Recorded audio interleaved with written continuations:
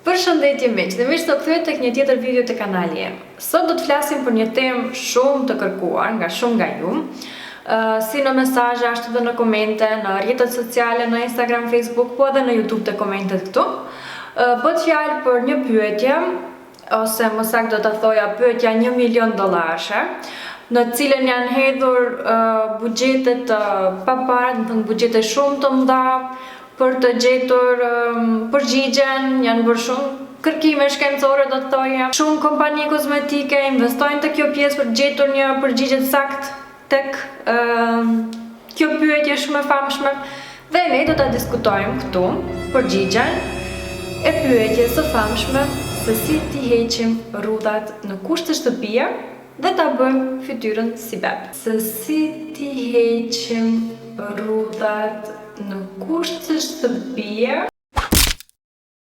Atëherë, për t'ju kthyer pak seriozitetit, duhet kuptojmë që rrudhat mund të parandalohen, rrudhat mund të trajtohen, biles edhe mund të mbushen, por asnjëherë nuk mund të hiqen 100%, sidomos me produkte në kushte shtëpie, ose nëse ne kujtojmë pas një kohe shumë gjatë, ku nuk e kemi trajtuar lëkurën dhe presim me një recetë me mjalte dhe nuk e di se çfarë të heqim rrudhat 100% në kushte shtëpie.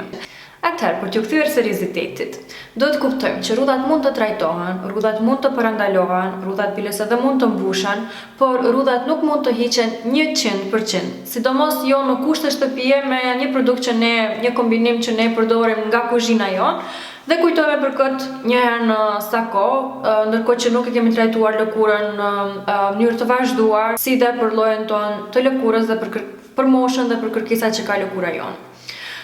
Shumë shpesh ndodh të shoh në rrjetet sociale postime të bëra nga njerëz që ndoshta as nuk janë fare të kësaj fushe, që premtojnë heqjen e rrudhave apo heqjen e akneve apo heqjen e mbipigmentimit në nivel 100% me garanci, me produkte të bëra në kushte shtëpie.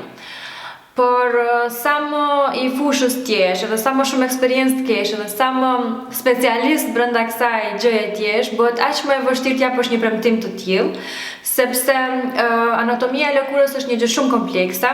Për më tepër që lloji i lëkurës ndryshon nga njeriu tek njeriu, dhe për të dhënë një premtim të tillë, mirë që nuk është e mundur asnjëherë në nivel 100%, por duhet të jesh shumë i matur edhe me kombinimet e përbërësve, me kombinimet e produkteve që duhet bëhen, dhe me përkushtimin që personi apo klienti e bën kundrejt përdorimit të këtyre produkteve. Duke parë shumë postime të tilla që hidhen në rrjetet sociale, unë nuk i vë shumë faj njerëzve që i lexojnë dhe ndoshta i besojnë në momentin që nuk kanë eksperiencë të mëparshme me kujdesin e lëkurës.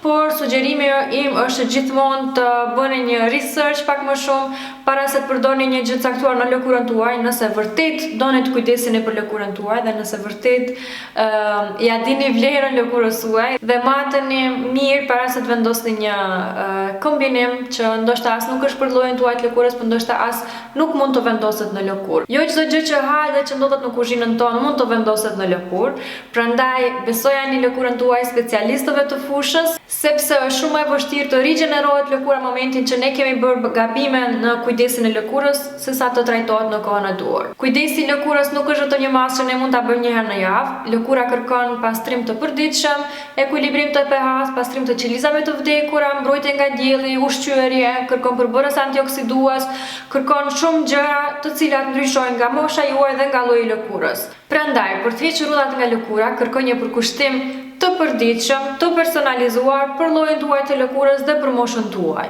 Nuk mjafton një masë që ne mund ta gjejmë në rrjetet sociale për ta përdorur në shtëpi një herë në javë dhe për të hequr rrudhat. Plakja është një proces biologjik drejt cilit ne gjithë jemi duke shkuar, drejt asaj rruge jemi, nuk mund të ndalohet, por mund të ngadalësohet. Prandaj kujdesi i duhur i lëkurës mund të na ndihmojë me zbutjen e rrudhave dhe me ngadalësimin e plakjes së lëkurës. Sikur të ishte e mundshme të ndalohej plakja e lëkurës, nuk do shihnim personazhe të famshëm të Hollywoodit me rrudha në lëkurë, të cilët dihet që hedhin me mijëra dhe miliona dollar në kujdesin e tyre të pamjesjashme. Prandaj duhet ta kuptojmë që Plakja e lëkurës është një proces që na pret të gjithëve, thjesht mund ta ndryshojmë mënyrën se si plakemi dhe me kujdesin e duhur të lëkurës mund ta bëjmë këtë gjë. Uroj mos t'ju kem zhgënjur me përgjigje. Nëse ju duhen këshilla specifike për problemet të caktuara të lëkurës suaj, mund të shikoni videot e kaluara te kanali jon. Gjithashtu për këshilla më të personalizuar, mund të shkruani tek Instagrami Bizantries Biocosmetics ose tek Instagrami im personal Runa Nushi. Uroj t'ju ketë pëlqyer kjo video, mos harroni të bëni subscribe edhe të shkruani në koment ide për video tjera që do të doni të shikoni. Ose edhe pyetje të mundshme që mund të keni, mund t'i shkruani te komentet më poshtë. Ju përqafoj, shihemi në video tjera. Ciao.